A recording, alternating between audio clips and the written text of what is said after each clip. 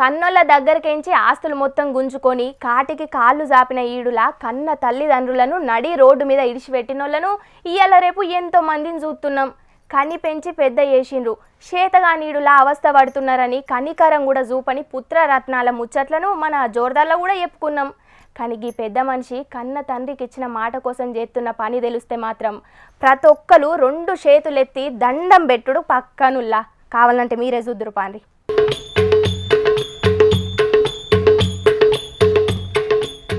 కొడుకు చేసిన గొప్ప ముచ్చట అని చెప్పిర్రు. ఈడ చూస్తేనేమో ఈ అన్న బండిని తోసుకుంటా పోతున్నాడని అనబోతున్నారా? జర్ర సైసు ఆ తోసుకుంటా పోతున్న బండి ఉత్తగా లేదు. ఆ బండ్లే వాళ్ళ నాయన కూడా ఉన్నాడు. ఇంతకు ఆ బండ్లే వాళ్ళ నాయనని తీసుకొని ఎక్కడికి పోతున్నాడనే ముచ్చట ఆ పెద్ద మనిషి చెప్తున్నాడు. ఇనుండ్రి. 1993 సంవత్సరం మా నాన్నగారు నన్ను తీసుకుని అయోధ్య కాలినడకని వెళ్ళారండి. అయోధ్య వెళ్ళాం, కానీ కాశీ వరకు వెళ్ళిన తర్వాత అయోధ్యలో అల్లర్లు జరుగుతున్నాయి. ఆ రోజుని వెళ్ళడానికి వీలు కలగలేదు. ఆ కారణంగా మా నాన్నగారు ఒక మాట అన్నారు, నేను బ్రతికొండగా అయోధ్య నిర్మాణం జరుగుతుంది, ఎవరో ఒకరు కొత్త మందిరాన్ని కడతారు, అంతవరకు నేను బ్రతికొంటాను. ఆ రోజున అయోధ్య ప్రతిష్ట అయిన 14 నెలల తర్వాత నన్ను తీసుకొని ఒక గూడుబండిలో తీసుకొని నువ్వు తీసుకొని రావాలి అక్కడికి. నువ్వు అలా మాట ఇస్తే నేను దేవుడికి మొక్కుకుంటాను, ఈ రోజు నుంచి నేను తపస్సు చేస్తాను అందుకోసం అని అన్నారు. నేనేమన్నానంటే 100 కోట్ల హిందువులు దానికోసం ఎంతో పరితపించి ప్రాణత్యాగం చేశారు. మనంత త్యాగం ఆ మాత్రం చేస్తాం కదా, అవడమే కావాలి మనకి. సరేలే నాన్న, అలాగే చేస్తాము. అలాగే నేను మాట ఇచ్చినాను మా నాన్నగారికి. అదే ఇంతవరకు బ్రతుకుతారని అనుకోలేదు, ఉంటారని అనుకోలేదు. అసలు ఆ మందిరం కూడా ఇంతవరకు ఇది తొందరగా అవుతుందని నేను ఎప్పుడు కూడా యాక్సెప్ట్ చేయలేదు.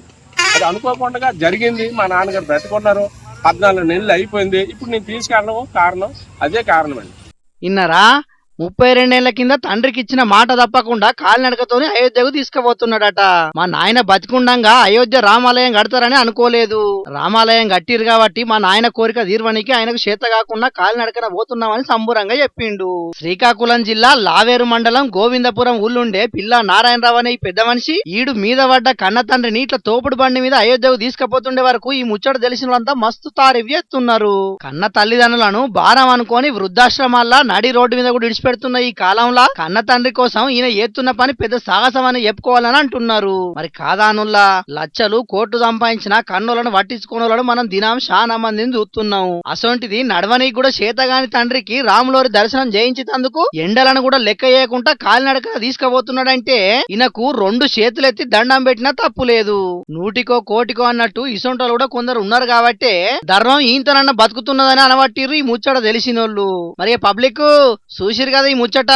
మీరు మీ తల్లిదండ్రులను ఇట్లా కాకుండా కనీసానికి బుక్కెడు బువ్వ పెట్టి ఏం గోస పెట్టకుండా చూసుకుంటే అదే 10,000. కాబట్టి ఇప్పటికైనా మిమ్మల్ని అన్నోళ్లను మీరు అన్నోళ్ళ లెక్క చూసుకోండి. ఏమంటున్నాం?